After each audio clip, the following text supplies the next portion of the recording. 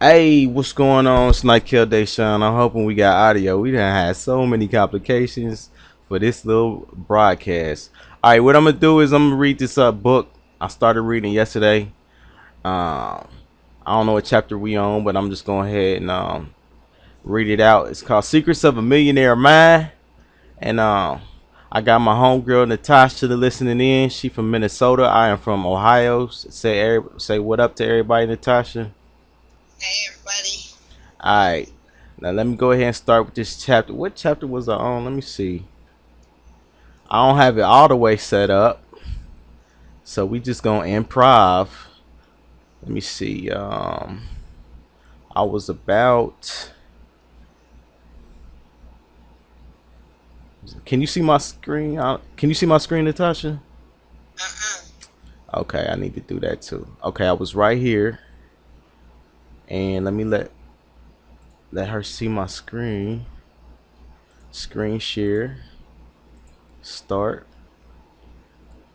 We're still recording. Yes. Okay, there's the book. Let me grab my notes. You got your notepad, your pen, and your pad? Yes, sir. All right, everybody grab your pen and pad because there's certain assignments that be in this joint. I believe it's something about, I believe when it comes to learning stuff, you need to write it down so you can see it and make it a full 3D type of situation and you can retain more. So I want to encourage everybody out there that's listening to this to go ahead and grab a little notepad and write and take some notes on what you learned today. All right, let me see where we at. Here come my notes. All right. Yep, we on page 30 something. All right, 42. All right, let me just go into it. The third influence, specific incidents. The third primary way which we are conditioned to is by specific incidents. What did you experience when you were young around money, wealth, and rich people? These experiences are extremely important because they shape the beliefs, or rather, the illusions you now live by. Let me give you an example. A woman who was an operating room nurse, attended the Millionaire Mind intensive seminar. Josie had an excellent income, but somehow she always spent all of her money. When we dug a little deeper, she revealed that when she was 11 years old, she remembers being at a Chinese restaurant with her parents and her sister.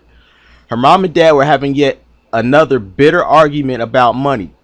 Her dad was standing up, screaming and slamming his fist on the table. She remembers him turning red and blue and then falling on the floor from a heart attack.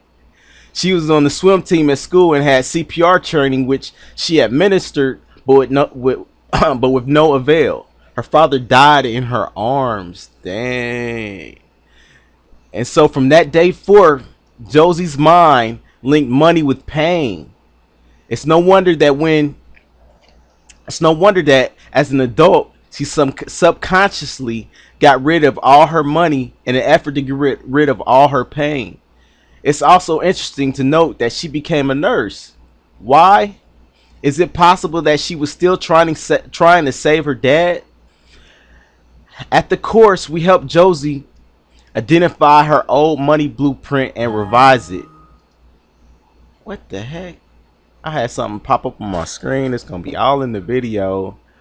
I do not I do not know why it did that. Alright, man, we gonna roll with it. Alright. At the course, we helped Josie identify with her old money blueprint and revise it. Today, she's well on her way to becoming financially free. She's also not a nurse anymore. Not that she didn't enjoy her job, it's just that, you know what? I didn't set the timer. It's Aw. but it's cool. We gonna improv it out. Stop. Online stop. Which time?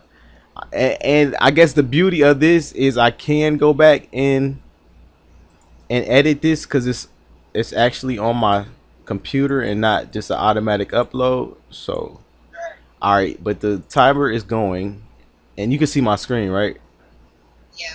All right, let me go back to the book. All right. At the course, we helped Josie identify her old money blueprint and revise it. Today, she's well on her way to becoming financially free. She's also not a nurse anymore.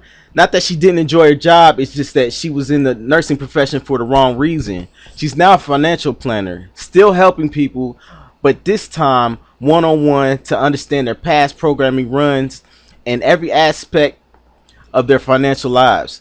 Let me give you another example of a specific incident, one that's a little closer to home. When my wife was 8 years old, she would hear a clanging bells of the ice cream truck coming down the street. She would run to her mom and ask for a quarter. Her mom would reply, "Sorry, dear, I don't have a quarter." Her mom would go ask dad. Dad's got all the money. My wife would go ask her dad. He give her a quarter. She go get her ice cream cone, and she was a happy camper. Week after week, the same incident would repeat itself. So what did my wife learn about money? First, that men have all the money. Once we got married, what do you think she expected of me? That's right, money. And I tell you what, she wasn't asking for quarters anymore. Somehow she graduated. Second, she learned that women don't have money. If her mom, the deity, I don't know what that means, didn't have money, obviously this is the way she would be. To validate, oh my goodness, to validate that way of being, she would subconsciously get rid of all her money. She was quite precise about it too. If you gave her $100, she spent $100. If you gave her $200, she spent $200. If you gave her $500, she spent $500. And if you gave her $1,000, she spent $1,000. Then she took one of my courses and learned all about the art of leverage. I gave her $2,000 and she spent $10,000. Damn. I tried to explain, no, honey, leverage means where there's ones who are supposed to get the $10,000, not to spend. No, honey, leverage means where the ones who are supposed to get the $10,000, not to spend it. Somehow, it just wasn't sinking in. The only thing where we ever fought about was money. It almost cost us our marriage. What we didn't know at the time was that the meaning of each of us attributed to money were radically different. To my wife, money meant immediate pleasure, as enjoying her ice cream. I, on the other hand, grew up with the belief that money wasn't meant to be accumulated as a means to create. I, on the other hand, grew up with the belief that money was meant to be accumulated as the means to create freedom. As far as I was concerned, whenever my wife spent money, she wasn't spending money, she was spending our future freedom. And as far as she was concerned, whenever I held back from her spending, I was taken away from her pleasure in life. Thank goodness we learned how to revise each of our money blueprints. More importantly, create a third money blueprint specifically for the relationship. All right, it's some reading. Say success story from Deborah Kamatoff. Man, that's a crazy last name. From Deborah Kamatoff to T. Harvard Eckert. Subject: financially free. All right, I guess this is a letter that somebody wrote to the author, T. Harvey Eckert. Okay, it says, Harv, today I have 18 resources of passive income. Oh my God. We need to do that, Natasha, accountability partner. She got this. She said in her letter, today I got 18 sources of a passive income. You know what that's my favorite word. People say residual, but I love passive. I don't know. It's just, but she said I got 18 sources of passive income. And I no longer need a job. You know what that stands for? Just over broke. She got it broken down in acronyms too. All right. Yes, I am rich, but more importantly, my life is enriched, joyful, and abundant. But it wasn't always this way. Money used to be a burden to me. I trusted strangers to manage my financial affairs so I wouldn't have to deal with it. I almost lost everything during the last stock market crash, and I didn't even realize it until it was too late. More importantly, I lost my self respect. Paralyzed with fear, shame, and hopelessness, oh my goodness, I withdrew from everyone and everything around me. I continued to punish myself right up until I was dragged into the millionaire mind. During the transformational weekend, I reclaimed my power to resolve to take control of my own financial destiny. I embraced the declarations of wealth and forgave myself of past mistakes, truly believing that I deserved to be wealthy. And now I am actually having fun managing my own money. I am financially free, and I know I'll always be because I have a millionaire mind. Thank you, Harv. Thank you. That's what's up. Yeah.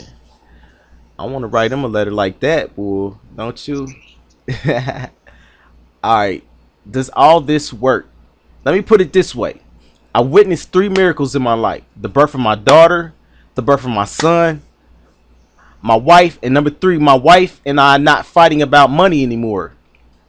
Statistics show that the number one cause of all relationship breakups is money. The biggest reason behind the fights people have about money is not the money itself, but the mismatch of their blueprints. It doesn't matter how much money you have or don't have; it's your blueprint that doesn't match that of the person you're dealing with. You'll have if it doesn't match the person you're dealing with, you'll have a major challenge. This goes for married couples, dating couples, family relationships, and even business associates. The key is to comprehend that you are dealing with blueprints, not money. Once you recognize a person's money blueprint, you can deal with your partner in a way that works for you both. You can, oh my goodness. You can begin by becoming aware that your partner's money files are probably not the same as yours. Instead of getting upset, choose understanding. Do your best to find out what's important to your partner in the arena of money and identify his or her motivations and fears. And this way you'll be dealing with the roots instead of the fruits and have a good shot at making it work. Otherwise, no way, Jose. One of the most important things you will learn should you decide to attend the Millionaire Mind Intensive Seminar. I see he putting mad plugs in about his intensive seminar. I'm gonna have to check that out. It's how to recognize your partner's money blueprint as well as how to create a brand new blueprint between both of you that helps you as partners get what you really want. That helps both of you. That helps you, and I think he like messed up right there. That helps both of y'all get what you really want. It is truly a blessing to be able to do this, as it alleviates one of the biggest causes of pain for most people. All right, steps for change, specific incidents. Here's an exercise you can do with your partner. Sit down and discuss the history of each of you brings to your thoughts about money. What you heard when you were young. We went over that earlier the other day on the first couple chapters. What was modeled in your family, and any emotional incidents that occurred. Also find out what money really means to your partner. Is it pleasure or freedom or security or status?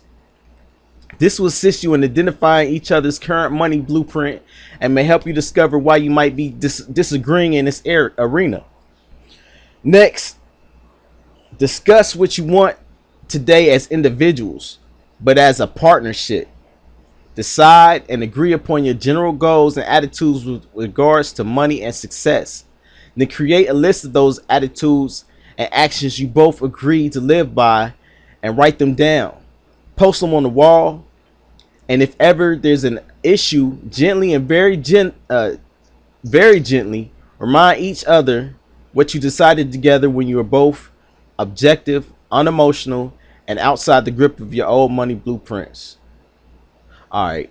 So anybody listening to this, if you got a lover, significant other, whatever, That's the assignment, to go ahead and sit down, write down with your partner, discuss the history and the thoughts about money. All right. I'm gonna just go. I'm gonna write that down as a note. They said put it on the wall. Okay. Yeah.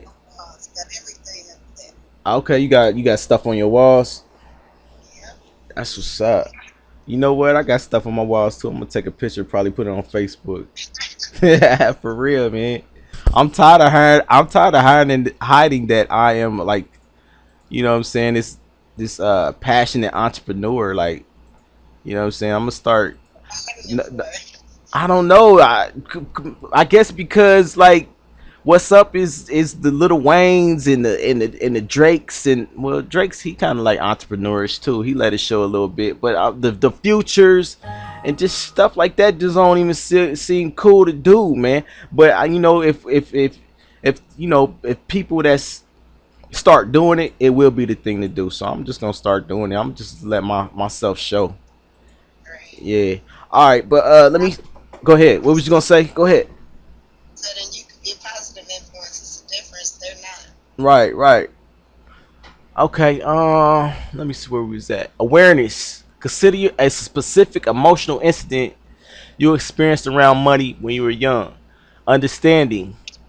Write down how this incident may have affected your current financial life. Disassociation. Can you see this way of being as only what you learn and isn't you? Can you see you have a choice in the present moment to be different?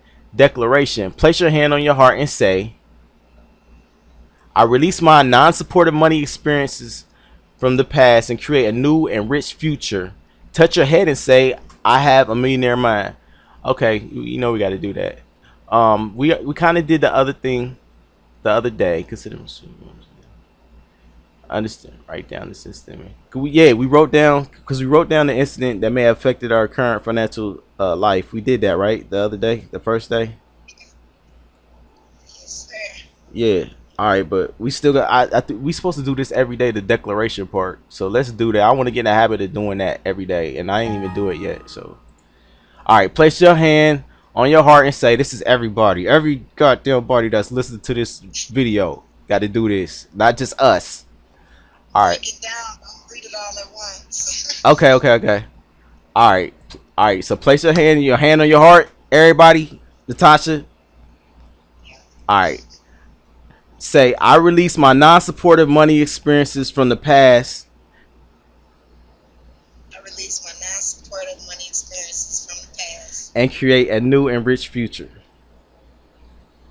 and create a new and rich future. All right, touch your head and say, I have a millionaire mind. I have a millionaire mind. Okay, so what is your money blueprint set for? Now it's time to answer the $1 million question. What is your current money and success blueprint? And what results is it subconsciously moving you forward? Are you set for success, mediocrity, or financial failure? Are you programmed for struggle or for ease around money?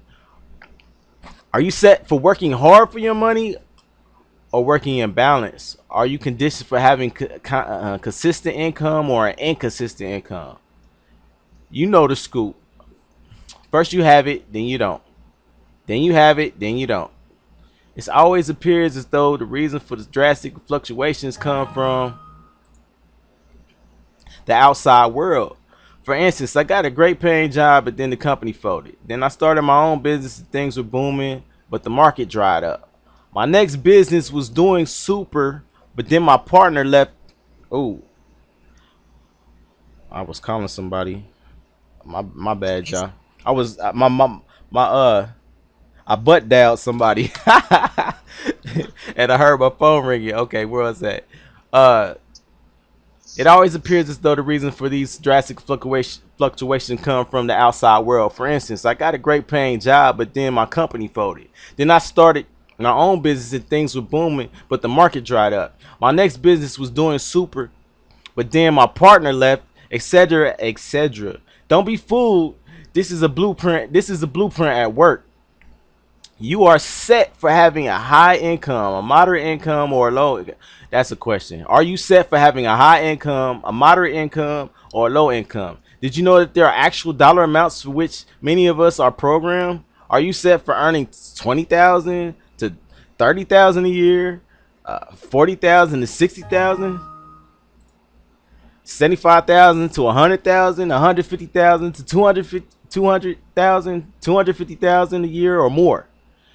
A few years ago, I had an unusual, well-dressed gentleman in the audience during one of my 2-hour evening seminars. When the seminar was complete, he came over and asked if I thought the 3-day Millionaire Mind course would do anything for him, considering he was already earning 500,000 a year.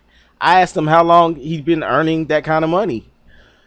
He responded consistently for about 7 years now.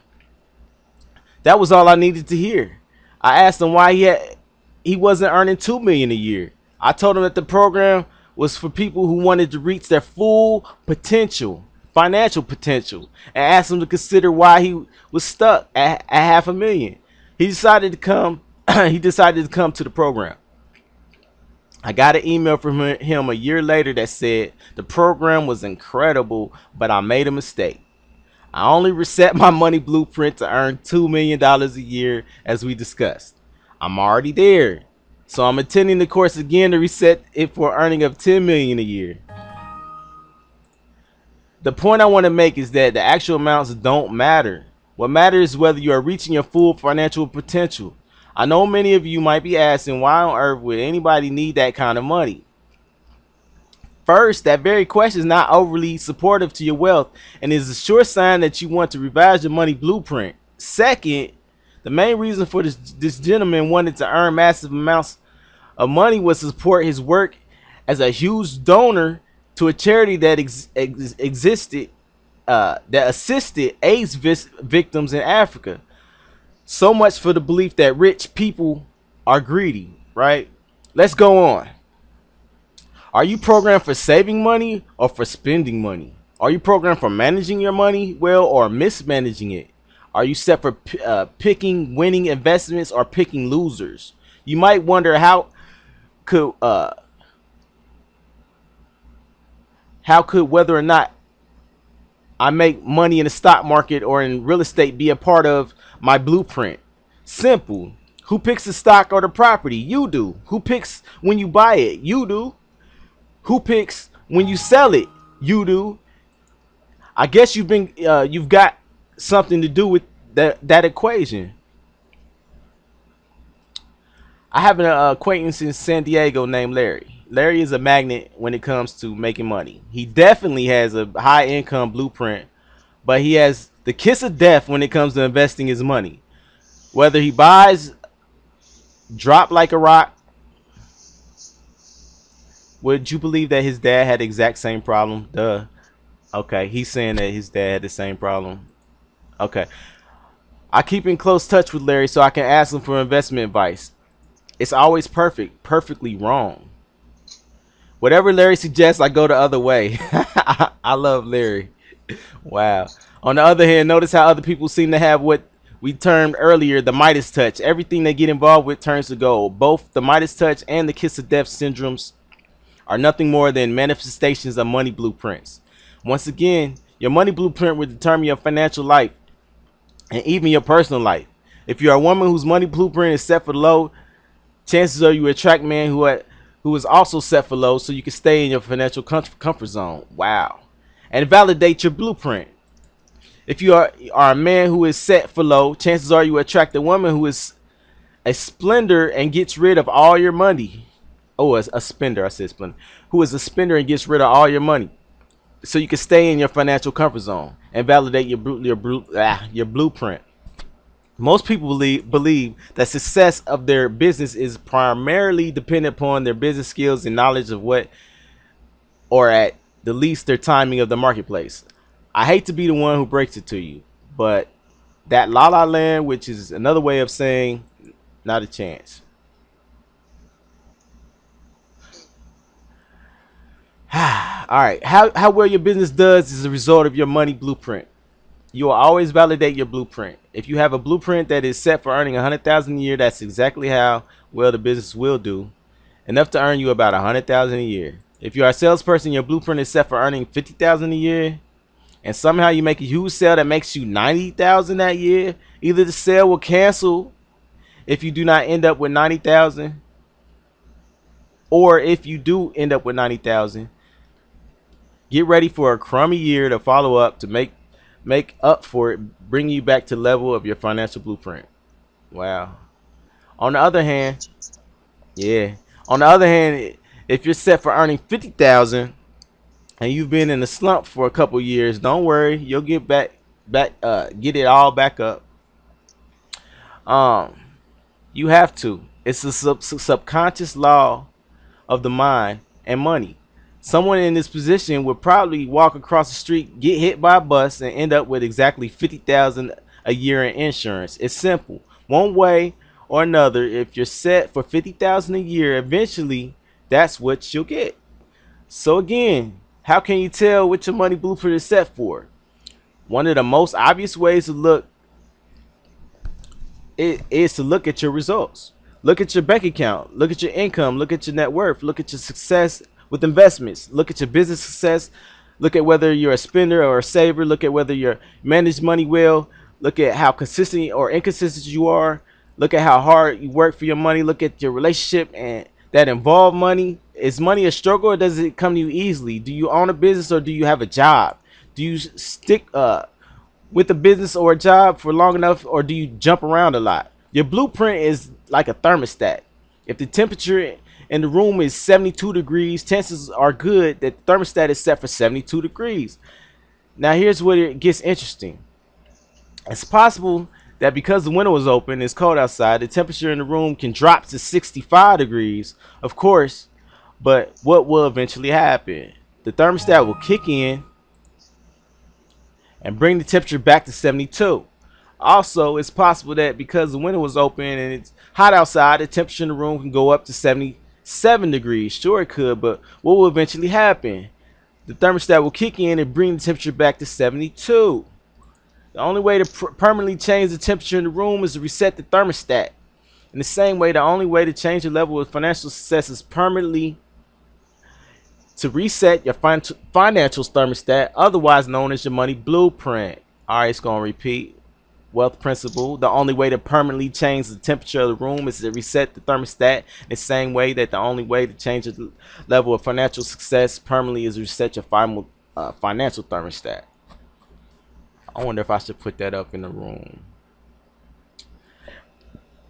I'm going to keep that one. But, I'm going to keep that to myself. But I am going to save it, though. Can you see my screen still? Now I can. I couldn't before. For real?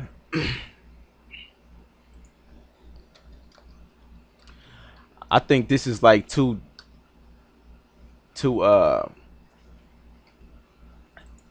it's you would have to read this chapter to understand what that quote meant. You know what I mean? So I don't like the stuff I put up. I don't want to confuse people. Like, what the hell? Okay, it sounds good, but I don't understand it. You know what I'm saying? I want to when somebody read the little stuff I put up in the Get Money room groups and the fan page, Get Money fan page. I want people to be like had that aha moment. You know what I'm saying? And not need the extra education. You know what I'm saying? All right. You can try anything and everything else you want. You can develop your knowledge in business and marketing and sales and negotiation and in management. You can become an expert in real estate or in the stock market. All of these are tremendous tools, but in the end, without the inner tool box that is big enough and strong enough for you to create and hold up large amounts of money, all the tools in the world would be useless to you. Once again, it's simple arithmetic. Your income can grow only to the extent that you do. Fortunately or unfortunately, your personal money and success blueprint will tend to stay with you for the rest of your life unless you identify and change it. And it's exactly what we will and that's it. That is exactly what we will continue to do in part 2 of this book and do even further with you at the Millionaire Mind Intensive Seminar. Sound like we need to go. remember the first element of all change is awareness.